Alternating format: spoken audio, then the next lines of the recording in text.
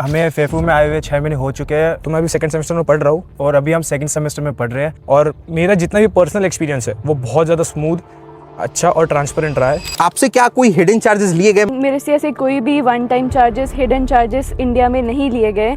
Sir ने जो exactly फ़ी बताई थी, कंसल्टेंसी फ़ी, हमने उतनी ही पे करी है। उसके अलावा हमने 1 रुपये एक्स्ट्रा नहीं पे किया। तो आपने कोई एडिशनल चार्जेस इंडिया में या रशिया में कुछ पे किया? तो बिल्कुल नहीं, मुझे ऐसी कोई एक्सटर्नल फ़ीस नहीं पे करनी पड़ी। मुझे बस यूनिवर्सिटी फ़ीस, हॉस्टल फ़ीस जो हर महीना भरता हूँ, वीज़ा एक्सटेंशन और मेडिकल इंश्योरेंस का पे करना पड़ा, और जो इंडिया में कंसल्टेंसी फ़ीस पे की थी वही। एडमिशन की प्रोसेस के दौरान किसी भी स्टेज पे हमने कोई भी one time charges, miscellaneous charges नहीं पे किए। सर ने जो हमें चार्जेस बताए थे, जो कंसल्टेंसी के चार्जेस हमसे वही लिए गए थे। उससे मैं कोई भी ऐसा hidden cost, extra charge, one time payment ऐसा कुछ भी इंक्लूड नहीं था। अभी जो भी फीस हमारी लेबल थी साइट पे वही पे करी है, वो भी कैंपस आने के बाद।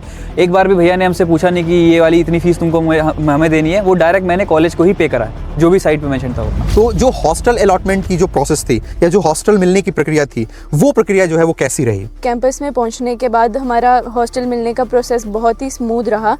विद इन 1 और 2 आवर हमें हॉस्टल अलॉट हो गए थे। तो हॉस्टल अलॉटमेंट के दौरान आपने कोई एक्स्ट्रा चार्ज, एडिशनल चार्ज, कोई हॉस्टल अलॉटमेंट के लिए आपने कुछ पे किया हो अगर? तो जब मैं व्लादिवोस्तोक रीच किया था, उसके 2 आवर के ड्यूरेशन में मुझसे बस हॉस्टल की मंथली फ़ीस ली गई थी, ईयरली फ़ीस नहीं ली गई थी। और उसके बाद मेरे से किसी भी तरह के हिडन चार्जेस की डिमांड भी नहीं की गई और ना ही मैंने कोई हिडन चार्जेस पे की। नहीं, हम सबकी वो कैंपस में रूम मिले थे और वो नॉर्मल जो है कंफर्टेबल रूम है वही मिले। किसी को भी ऐसे बंकर वाले रूम नहीं मिले। जी, मुझे भी बिना किसी एडिशनल चार्ज दिए कैंपस के अंदर नॉर्मल रूम्स मिले। नॉर्मल रूम मिला था कैंपस के अंदर। मुझे भी नॉर्मल रूम मिला था कैंपस के अंदर। मेरे रियल भाई जैसे भैया ने हेल्प करी है मेरी, एज अ पर्सनल लेवल पे भी हेल्प करी है मेरी। किसी भी चीज़ में ज़रूरत हुई है भैया ने हेल्प करी है और मैं कभी संकोच नहीं करता कॉल करने से पहले। एक स्टूडेंट को क्या चाहिए होता है कि उसके प्रोसेस में ट्रांसपेरेंसी रहे, हर कोई चीज़ छुपाया ना जाए। बाकी कंसल्टेंसी क्या होते हैं, वो आते हैं फिर चले आते हैं, तो यहाँ पे होते नहीं कि अगर कभी हमको ज़रूरत पड़ी तो वो यहाँ पे हमारे साथ रहते नहीं है। पर भैया क्योंकि यहीं मौजूद रहते हैं तो किसी भी समय हमारी हेल्प कर सकते हैं भैया। कोई भी हिडन चार्जेस, एक्स्ट्रा चार्जेस नहीं लिए। जैसे इंडिया में बताया गया कि हम ये चार्जेस आपसे लेंगे और आपको ये भरना पड़ेगा, हमने सिर्फ वही चीज़ भरी है। इधर आने के बाद भी ऐसा कोई चार्जेस हमसे लिए नहीं है। Hello everyone, welcome to Apex Overseas Education Private Limited. मैं हूं शुभम यादव और अभी जो है वो हम व्लादिवोस्तोक शहर में फार ईस्टर्न फेडरल यूनिवर्सिटी में मौजूद हैं। और हमारे साथ हमारी agency apex Overseas Education Private limited से जो स्टूडेंट्स एडमिशन लेकर आए थे वो हमारे साथ मौजूद हैं, जो अभी फार ईस्टर्न फेडरल यूनिवर्सिटी में अपनी पढ़ाई कर रहे हैं। और ये फर्स्ट ईयर के स्टूडेंट्स हैं, सेकेंड ईयर के स्टूडेंट्स हैं। तो ऑलरेडी इन स्टूडेंट्स को जो है वो यहाँ पर आए हुए काफ़ी महीने हो चुके हैं। तो अब इनका कैसा एक्सपीरियंस, कैसा अनुभव जो है वो यूनिवर्सिटी के साथ रहा, इनका कैसा अनुभव हमारी एजेंसी के साथ रहा, ये सारी चीज़ें जो है वो हम जानेंगे। तो अभी जो है वो मैं आपसे जानना चाहूँगा कि यहाँ फार ईस्टर्न फेडरल यूनिवर्सिटी में आए हुए जो है वो आपको कितना समय जो है वो हो गया और अभी आप अपने किस सेमेस्टर में स्टडी कर रहे हो, और आपका जो ओवरऑल एक्सपीरियंस जो रहा पढ़ाई को लेके या यहाँ पे जो लिविंग कल्चर है उसको लेके, या जो नई जगह पे आप आते हो तो एडजस्टमेंट को लेके, वो ओवरऑल एक्सपीरियंस यहाँ पर फार ईस्टर्न फेडरल यूनिवर्सिटी में आपका कैसा रहा? तो अभी हमें फेफू में आए हुए 6 महीने हो चुके हैं और अभी हम सेकंड सेमेस्टर में पढ़ रहे हैं। हम जब इंडिया से आए थे थोड़ा हेजिटेशन, थोड़ा नर्वसनेस था, क्योंकि एक नई कंट्री थी, नए लोग थे और नई लैंग्वेज। हमें इन चीज़ों के बारे में कुछ भी नहीं पता था। लेकिन हमें इधर आने के बाद यूनिवर्सिटी ने, सर ने और टीचर्स ने काफ़ी सपोर्ट करा कि हम इन चीज़ों को अडेप्ट करें। और अभी जैसे हमें 6 महीने हो चुके हैं और हम धीरे धीरे इन चीज़ों को अडेप्ट कर रहे हैं और अभी हम नॉर्मल ज़िंदगी जी पा रहे हैं। यहाँ पे हर चीज़ अभी स्टेबल है, पॉजिटिव साइड। तो अभी जो है वो मैं आपसे जानना चाहूँगा कि जब आपने यहाँ फार ईस्टर्न फेडरल यूनिवर्सिटी में अपनी एमबीबीएस की जो पढ़ाई है उसको करने का जब आपने डिसीजन लिया, निर्णय लिया, तो स्टार्टिंग फ्रॉम एडमिशन लेटर, उसके बाद entrance examination, education contract, visa, फिर हम आपको यहाँ लेकर आए, ये जो पूरी की पूरी जो प्रोसेस है वो किस तरीके से रही, इसमें आपका कैसा एक्सपीरियंस रहा? मैंने यहाँ पे पढ़ने का डिसीजन लिया। मैंने फार ईस्टर्न फेडरल यूनिवर्सिटी के बारे में जानने की कोशिश की, तो मैंने यूट्यूब पे गया, यूट्यूब से सर से वीडियोस में देखा, फिर इनको कॉल किया। इन्होंने मुझे एडमिशन लेटर का और प्रोसेस का ये सीन समझा दिया। फिर उसके बाद मैंने एडमिशन लेटर आ गया। उसके बाद एंट्रेंस एग्ज़ाम में सर ने मेरी बहुत हेल्प की है। उसके बाद मेरा इन्विटेशन लेटर आया, फिर हमारा वीज़ा हुआ जो बहुत स्मूथ हुआ। और फिर वीज़ा के बाद हमें फ़्लाइट्स टिकट्स बुक करने थे, फिर फ़्लाइट टिकट्स में सर ने हमारी बहुत हेल्प की। और उसके बाद जब मैं इधर आ गया हूँ तो मैं अभी सेकंड सेमेस्टर में पढ़ रहा हूँ और मेरा जितना भी पर्सनल एक्सपीरियंस है वो बहुत ज़्यादा स्मूथ, अच्छा और ट्रांसपेरेंट रहा है। मैं आपसे जो है वो जानना चाहूँगा कि एडमिशन प्रोसेस के दौरान जब आपकी एडमिशन की प्रक्रिया चल रही थी फेफू में और जब आप इंडिया में थी, तो एडमिशन प्रोसेस के दौरान आपसे कोई भी हिडन चार्जेस जैसे कि one time charges, miscellaneous charges, additional charges या फिर ऐसे एडमिशन के किसी भी स्टेज पर किसी भी नाम से ऐसे कोई एक्स्ट्रा पेमेंट, एडिशनल पेमेंट आपसे अचानक से लिए गए या ऐसे कभी भी किसी चार्जेस की मांग की गई हो, तो आपसे क्या कोई हिडन चार्जेस लिए गए, मैं आपका जो है वो जानना चाहूँगा। नहीं, मेरे से ऐसे कोई भी one time charges, hidden charges India में नहीं लिए गए। सर ने जो एग्जैक्टली फ़ी बताई थी कंसल्टेंसी फ़ी, हमने उतनी ही पे करी है, उसके अलावा हमने 1 रुपये एक्स्ट्रा नहीं पे किया। और एडमिशन की प्रोसेस के दौरान किसी भी स्टेज पे हमने कोई भी one time charges, miscellaneous charges नहीं पे किए। तो जैसा कि सुख ने बताया कि जब वो इंडिया में थी तो ऐसा कोई हिडन चार्जेस जो है वो उनसे नहीं लिया गया। अब मैं स्पेसिफिकली जो है वो आपसे जानना चाहूँगा कि जब आप यहाँ रशिया पहुँचे, तो रशिया पहुँचने के बाद यहाँ यूनिवर्सिटी आप पहुँचे, रशिया पहुँचे, तो रशिया पहुँचने के बाद आपने कोई हिडन चार्जेस या कोई एक्स्ट्रा चार्जेस, कोई एडिशनल चार्जेस, आपने कोई भी ऐसा चार्जेस पे किया हो जो आपको पहले नहीं बताया गया हो, या अगर ऐसा कोई हिडन चार्जेस आपसे रशिया पहुँचने के बाद लिया गया, आप इसके बारे में आपका क्या जो है वो रहेगा? जब मैं इंडिया में था तब सर ने जो हमें चार्जेस बताए थे, जो कंसल्टेंसी के चार्जेस, हमसे वही लिए गए थे। उससे मैं कोई भी ऐसा hidden cost, extra charge, one time payment ऐसा कुछ भी इंक्लूड नहीं था। जब हम रशिया में आए, हमारा हॉस्टल अलॉटमेंट हुआ, हमारे काफ़ी अदर जो चीज़ें हुई है उसमें भी ना तो हमें कोई हिडन चार्ज, ना कोई एक्स्ट्रा कॉस्ट, ऐसा कुछ भी नहीं देना पड़ा। जो इंडिया में सर ने पहले बार बताया था, जो कंसल्टेंसी फ़ी जो बताई गई थी हमने वही दी थी। तो इस हिसाब से मुझे काफ़ी ओवरऑल पारदर्शी, पूरा प्रोसेस काफ़ी ट्रांसपेरेंट था, पारदर्शी था। अब जो है वो मैं आपसे ये जानना चाहूँगा कि जब आप यहाँ पे रशिया पहुँचे, यहाँ फार ईस्टर्न फेडरल यूनिवर्सिटी पहुँचे, व्लादिवोस्तोक पहुँचे, तो जो हॉस्टल अलॉटमेंट की जो प्रोसेस थी या जो हॉस्टल मिलने की प्रक्रिया थी, वो प्रक्रिया जो है वो कैसी रही? मैं जब यहाँ पहुँची व्लादिवोस्टॉक, उसके हम विद इन 1 आवर कैंपस में पहुँच गए थे। फिर कैंपस में पहुँचने के बाद हमारा हॉस्टल मिलने का प्रोसेस बहुत ही स्मूथ रहा। विद इन 1 और 2 आवर हमें हॉस्टल अलॉट हो गए थे। पहले हमारा F20 टेस्ट हुआ, जब उसकी रिपोर्ट आई उसके बाद ही हम सीधा हॉस्टल में गए और हमें हमारे रूम्स मिल गए। कई और भी कंट्रीज़ के लोग आए हुए थे जिन्हें पहले टेम्प्रेरी हॉस्टल मिला, बट हमें ऐसी कोई भी दिक्कत नहीं आई। हमारी डॉक्यूमेंटेशन सारी कंप्लीट थी और हमें सीधा ही परमानेंट हॉस्टल जो थे वो अलॉट हो गए थे।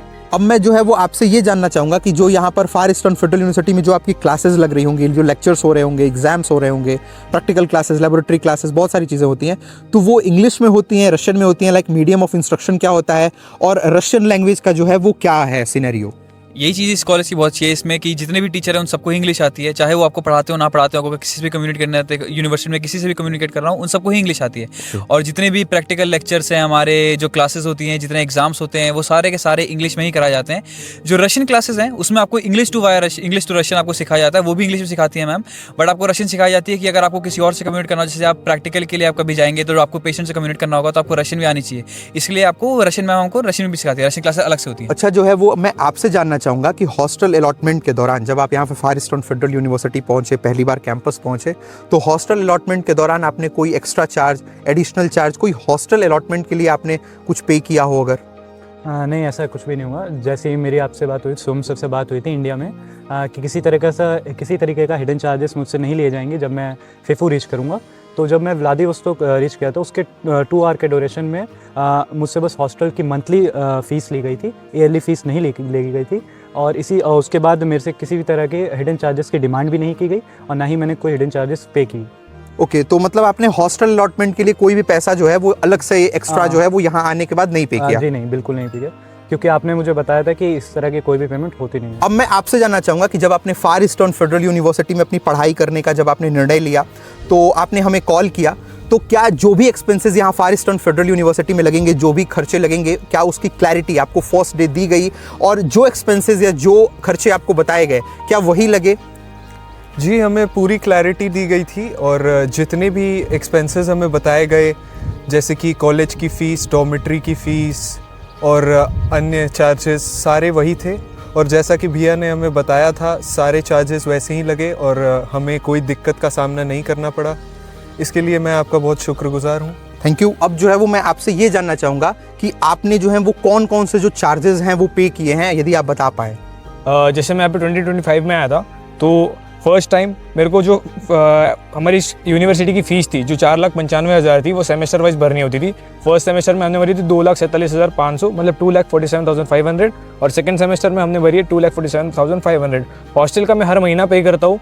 वीज़ा एक्सटेंशन और मेडिकल इंश्योरेंस का पे करना होता है, वो साल में एक ही बार करना होता है। और इंडिया में मुझसे कंसल्टेंसी फीस ले गई थी, उसके अलावा कुछ नहीं पे करना पड़ा। तो आपने जो बताया कि आपको tuition fees, hostel fees, medical insurance और वीजा एक्सटेंशन, यही 4 चीजें पे करनी पड़ी थी। इसके अलावा कंसल्टेंसी की फीस, इसके अलावा आपने कोई एडिशनल चार्जेस इंडिया में या रशिया में कुछ पे किया? तो बिल्कुल नहीं, मुझे ऐसी कोई एक्सटर्नल फीस नहीं पे करनी पड़ी। मुझे बस यूनिवर्सिटी फीस, हॉस्टल फीस जो हर महीना भरता हूँ, वीज़ा एक्सटेंशन और मेडिकल इंश्योरेंस का पे करना पड़ा और जो इंडिया में कंसल्टेंसी फीस पे की थी वही।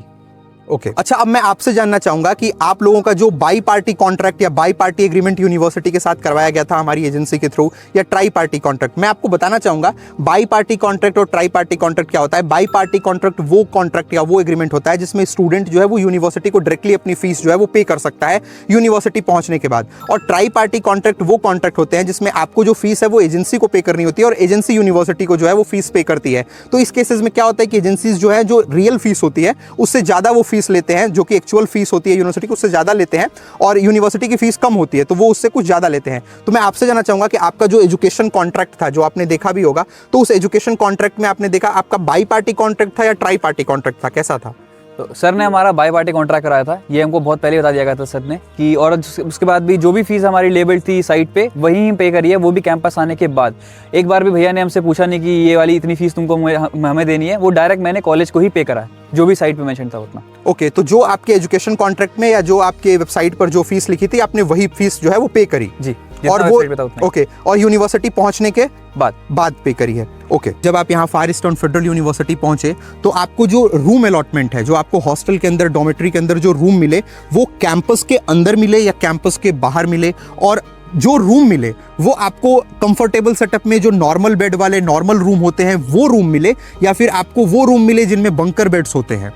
नहीं, हम सबकी वो कैंपस में रूम मिले थे और वो नॉर्मल जो है कंफर्टेबल रूम है वही मिले, और किसी को भी ऐसे बंकर वाले रूम नहीं मिले। बाकी एजेंसी वाले भी आए थे, बाकी स्टूडेंट्स डिफरेंट कंट्री से आए हुए थे लोग, उन सबको बंकर रूम मिले थे, पर हमको बिना किसी एक्स्ट्रा चार्जेस के, जो भैया ने बताए थे पहले कंसल्टेंसी फीस वहीं, और कोई एक्स्ट्रा चार्ज के बिना हमको नॉर्मल कंफर्टेबल रूम मिल गए थे। तो आपको मतलब जो कैंपस के अंदर जो रूम है वो मिला था और नॉर्मल रूम मिला था? जी। आपको? जी, मुझे भी बिना किसी एडिशनल चार्ज दिए कैंपस के अंदर नॉर्मल रूम्स मिले और बंकर बेड नहीं मिला, और इसके लिए हमें कोई एडिशनल चार्जेस भी नहीं पे करने पड़े। आपको नॉर्मल रूम मिला था या फिर बंकर वाला मिला था? नॉर्मल रूम मिला था, वो भी कैंपस के अंदर ही मिला। आपको? नॉर्मल रूम मिला था कैंपस के अंदर ही। मुझे भी नॉर्मल रूम मिला था कैंपस के अंदर हॉस्टल 7 में। मुझे भी नॉर्मल रूम मिला था कैंपस के अंदर ही। आपको? मुझे भी नॉर्मल रूम मिला था कैंपस के अंदर। आपको? मुझे भी नॉर्मल 2 शेयरिंग ही रूम मिला था कैंपस के अंदर। ओके मुझे भी नॉर्मल रूम मिला था कैंपस के अंदर ही। मुझे भी नॉर्मल रूम मिला था 2 शेयरिंग में। ओके तो आप सभी जो है वो 2 शेयरिंग रूम आपको चाहिए था, और वो जो रूम था जैसा आपने मोस्टली लोगों ने हमें बताया था कि वो रूम आपको कैंपस के अंदर चाहिए था और एक कंफर्टेबल सेटअप में एक नॉर्मल बेड वाला रूम चाहिए था, तो वो आप सभी को मिला, राइट? मैं आपको बताना चाहूंगा कि यहाँ फार ईस्टर्न फेडरल यूनिवर्सिटी में कुछ एजेंसीज जो एडमिशन कराने का या अपनी सेवाएं देने का, सर्विसेज देने का जो दावा करती हैं, जिन्हें आप कॉल करते हो तो वो आपको बोलते हैं कि वो फेफू में एडमिशन करा देंगे, या फेफू के बारे में वो वीडियो भी बनाते हैं, वीडियो को देख के आप कॉल करते हो, बोलते हैं एडमिशन हो जाएगा, लेकिन आप अचानक से देखोगे कि जून या जुलाई में एंट्रेंस के टाइम पे वो आपको north western state medical university, Tver state medical university या किसी अन्य यूनिवर्सिटी को वो अचानक से जो है वो अच्छा बताना शुरू करने लगते हैं, या आपको बोलते हैं कि आप वहाँ एडमिशन ले लो। और अगर आप मान लीजिए कि, और इसके पीछे जो कारण होता है वो ये होता है कि वहाँ पे उनको कमीशन मिल रहा होता है, और अगर आप मान लो आप फिर भी डेविएट नहीं होते हो, आप कहते हो नहीं हमें फेफू ही जाना है, तो वो एंट्रेंस एग्जामिनेशन में आपकी मदद नहीं करते। क्यों? क्योंकि अगर आप एंट्रेंस एग्जामिनेशन आप खुद ही फेल हो जाओगे तो वो उनके लिए एक अच्छा एक्सक्यूज हो जाता है कि एंट्रेंस एग्जामिनेशन जो है वो आप फेल कर गए, इसमें हमारी क्या गलती है? As a agency, as a consultancy, ये उनकी रिस्पॉन्सिबिलिटी थी, ये उनका जिम्मेदारी थी, ये उनका दायित्व था कि वो आपको एंट्रेंस एग्जामिनेशन में आपकी मदद करे और आपका 100% जो एडमिशन है वो यहाँ फार ईस्टर्न फेडरल यूनिवर्सिटी के अंदर जो है वो इंश्योर करें, सुनिश्चित करें। लेकिन वो इसमें आपकी मदद नहीं करते, क्योंकि अगर अगर आप फेल हो जाओगे ये उनके लिए एक अच्छा एक्सक्यूज हो गया। तो पहले तो इतने सारे हर्डल के बाद एंट्रेंस एग्जामिनेशन में हेल्प ना करना या फिर डेविएट करना, इतने हर्डल्स के बाद पहले तो वो लोगों को लेके नहीं आ पाते, और अगर लेके भी आते हैं तो 1 से 2 स्टूडेंट्स को वो यहाँ फार ईस्टर्न फेडरल यूनिवर्सिटी में लेके आते हैं और उनको बेसिक सर्विसेज नहीं प्रोवाइड करा पाते। बेसिक सर्विसेज मतलब एज ए एजेंसी आपकी रिस्पॉन्सिबिलिटी क्या है कि आप किसी स्टूडेंट को लेके आए तो उसको कैंपस के अंदर हॉस्टल मिलना चाहिए और कंफर्टेबल सेटअप में उसको रूम मिलना चाहिए, उसे नॉर्मल बेड मिलना चाहिए, बंकर बेड जो है वो उसे नहीं मिलना चाहिए। जब फार ईस्टर्न फेडरल यूनिवर्सिटी में जो नॉर्मल रूम है वो अवेलेबल हैं, उपलब्ध हैं, तो आपके बच्चे को बंकर बेड क्यों मिल रहा है? ऐसे लोग जो है वो अपने बच्चों को एक कंफर्टेबल सेटअप में एक नॉर्मल रूम भी जो है वो नहीं दिलवा पाते और वो सर्विसेज का जो है वो फार ईस्टर्न फेडरल यूनिवर्सिटी में दावा करते हैं। मैं आपको बता दूं कि ऐसे लोगों का यहाँ फार ईस्टर्न फेडरल यूनिवर्सिटी में कोई भी इन्फ्लुएंस, कोई भी प्रभाव या कोई भी अथॉरिटी नहीं है। उन्हें यहाँ की अथॉरिटीज जो है वो इवन जानती भी नहीं है, लेकिन वो जो है वो आपको बताते हैं कि वो फेफू में एडमिशन जो है वो आपका करा देंगे। तो ऐसी एजेंसी से आपको बच के रहें।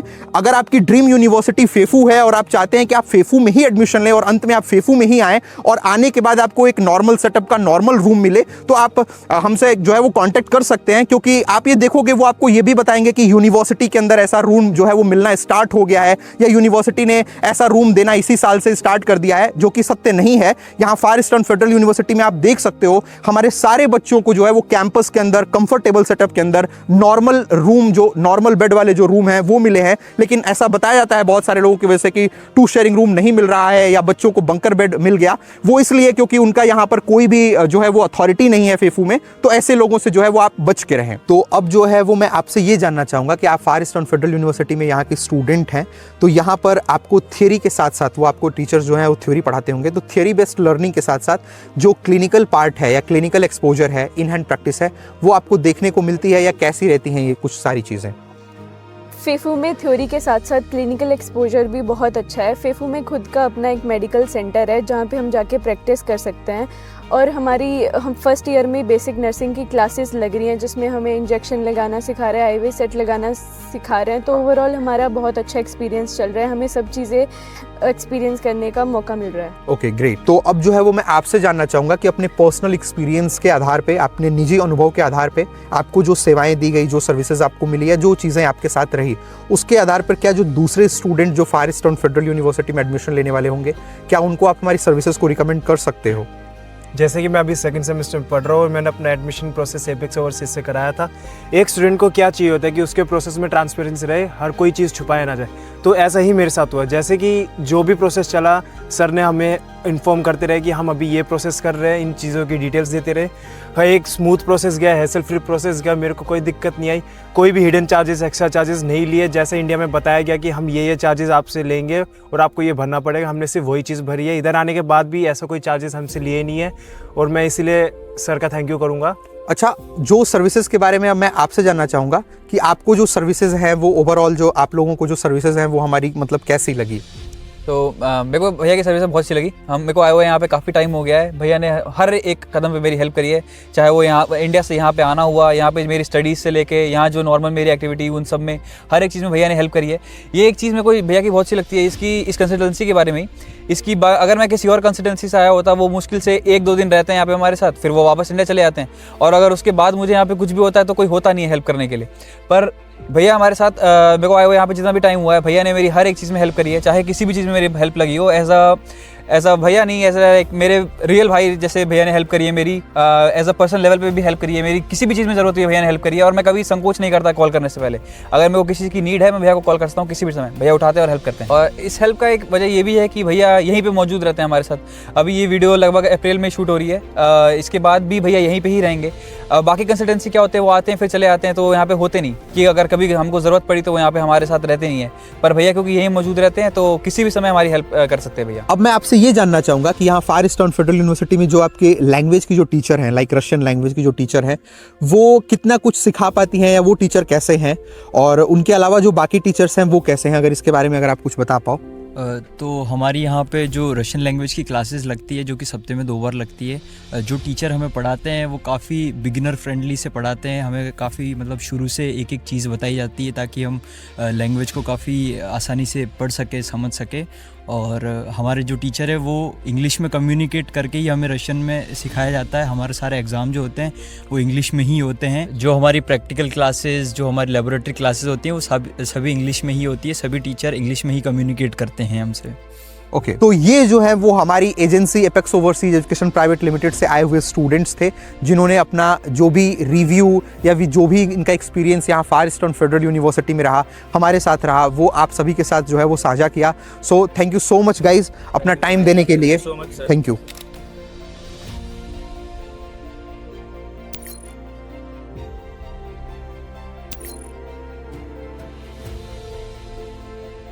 Apex!